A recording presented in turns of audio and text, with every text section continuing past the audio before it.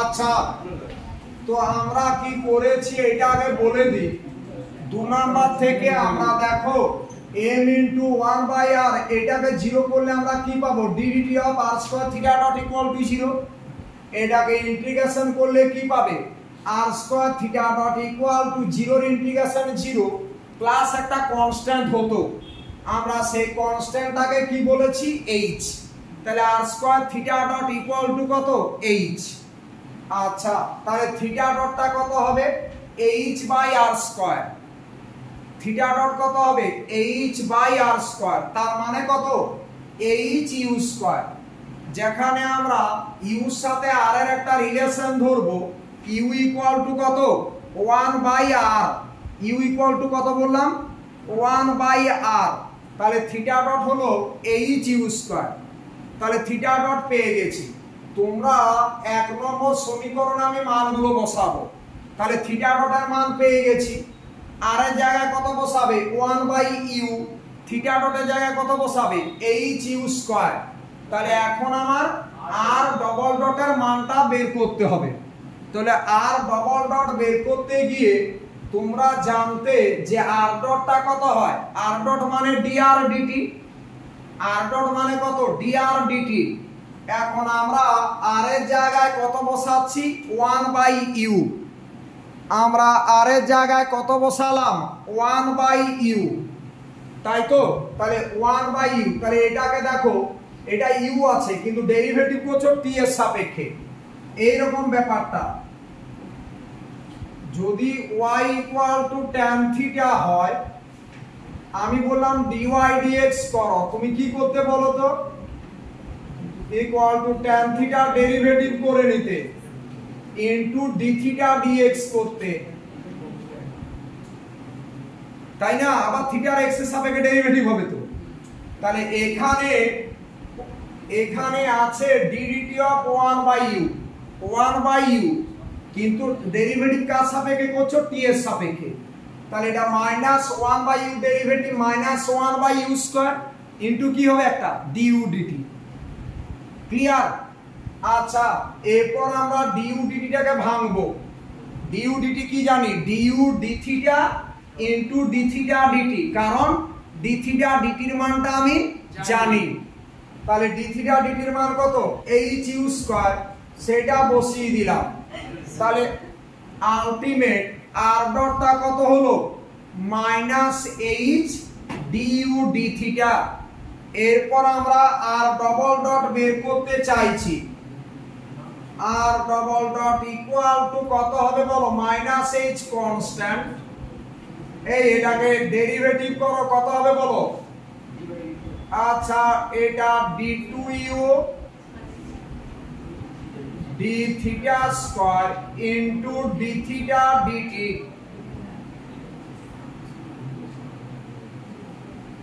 এরকম জিনিসটা হবে দেখো, ইনটু d থিটা dt। ওই যে আমরা t এর সাপেক্ষে করছি তো, কিন্তু এখানে কি আছে, du d থিটা, তার জন্য কি হবে, d থিটা dt।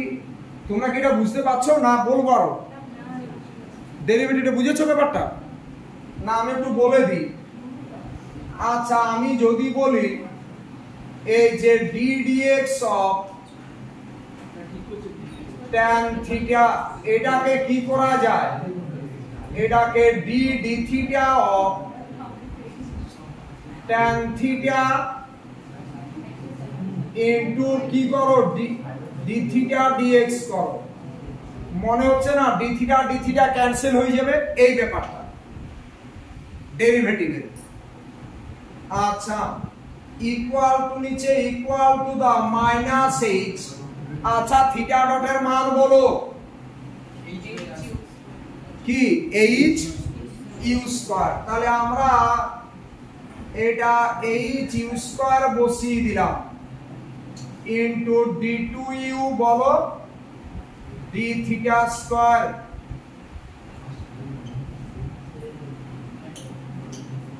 লেখো equal to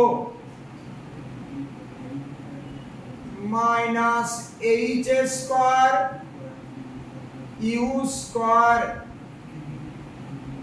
d2u D theta square. এটা কার মান পেলে? আর ডবল ডট। এরপর এই মানগুলো আমি কোথায় বসাবো? 1 নম্বরে লেখো দেন 1 ইমপ্লাইজ। 1 নম্বরে মানটা বসাও তো। লেখো দেন 1 ইমপ্লাইজ, 1 নম্বরে মানটা বসাও। লেখো 1 ইমপ্লাইজ। এই প্রথমে কি ছিল বলো? আর ডবল ডট, তার মান minus H square you square D two U D theta square minus R, R এর জায়গায় কত? 1 বাই ইউ। আচ্ছা, থিটা ডট তার স্কয়ার, থিটা ডটের স্কয়ার কত পেয়েছিলে? তাহলে থিটা ডট কত ছিল? H U square, H U square তার কি বলো? Whole square equals to minus F equals to minus F. সবাই রেডি? পুরোটা মাইনাস দিয়ে প্রোডাক্ট করো, আর এইচ স্কয়ার ইউ স্কয়ার দিয়ে ডিভাইড করো। বোথ সাইড থেকে মাইনাসটা ক্যান্সেল করো, আর এইচ স্কয়ার ইউ স্কয়ার দিয়ে ডিভাইড করো। এইচ স্কয়ার ইউ স্কয়ার,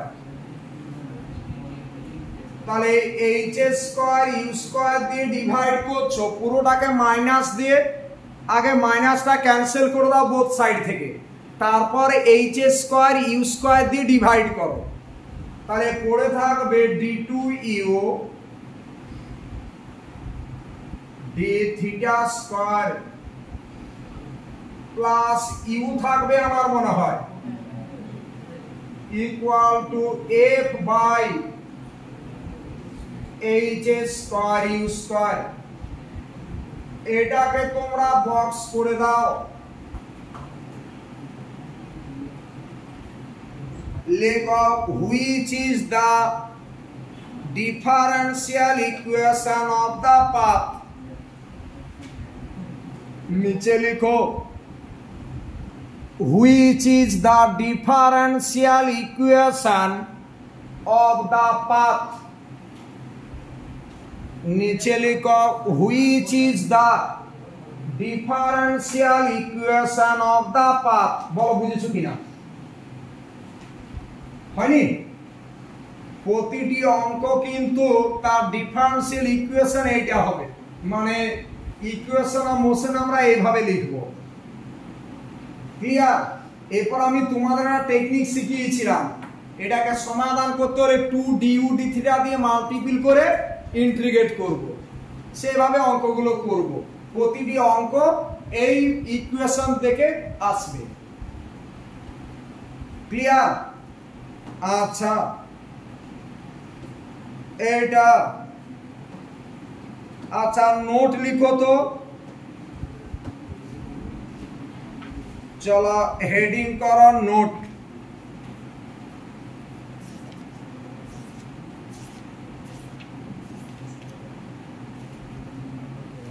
চলো হেডিং করো নোট।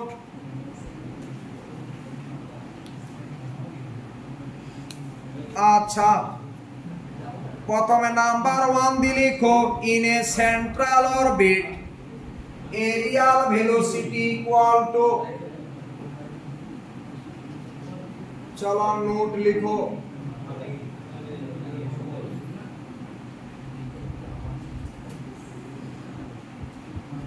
লিখো in a central orbit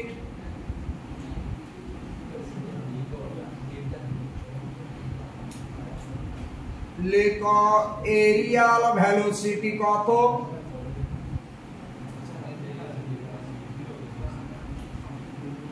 Arial ভেলোসিটিকে আমরা কি বলেছি? আর স্কয়ার থিটা ডট। এটা এরিয়াল ভেলোসিটি। আচ্ছা,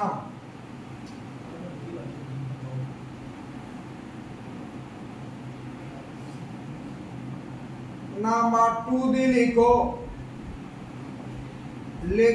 ডিফারেন্সিয়াল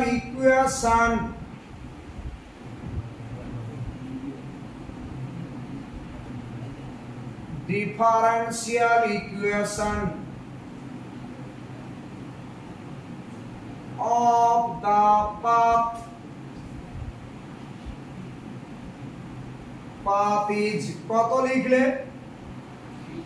লিখো d2u d theta square plus u equal to f by h square u square যেখানে লিখো হয় h equal to যেখানে h টাকে আমরা কি বলেছিলাম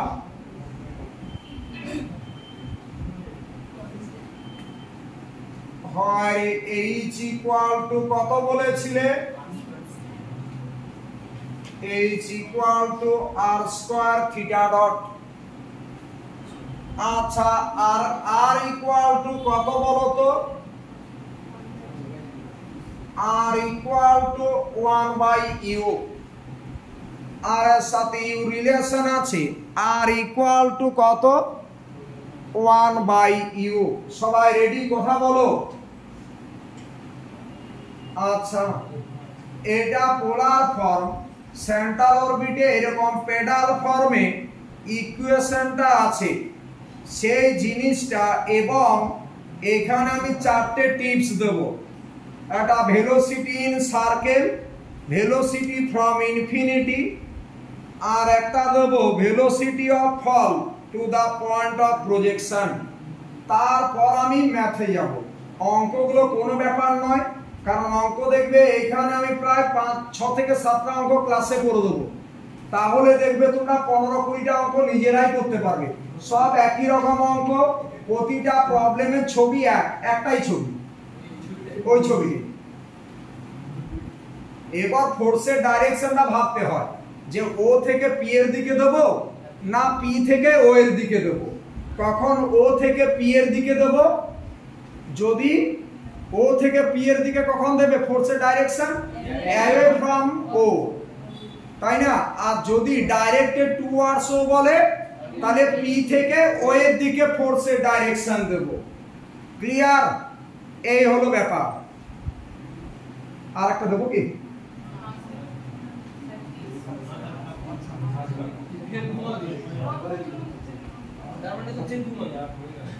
শোনো তোমরা এই জায়গাটা সবাই রেডি করো তোমাদের সাথে কালকে দেখা হবে একটু তাড়াতাড়ি কারণ রোদটা প্রচুর হয়ে যাচ্ছে 12টার সময়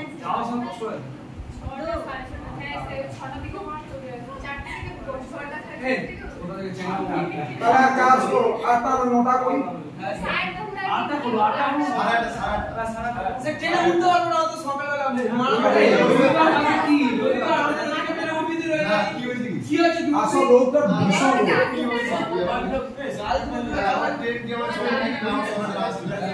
এগুলো ভালোভাবে রেডি করো ডিনামিক্স নিয়ে কেউ ভাববে না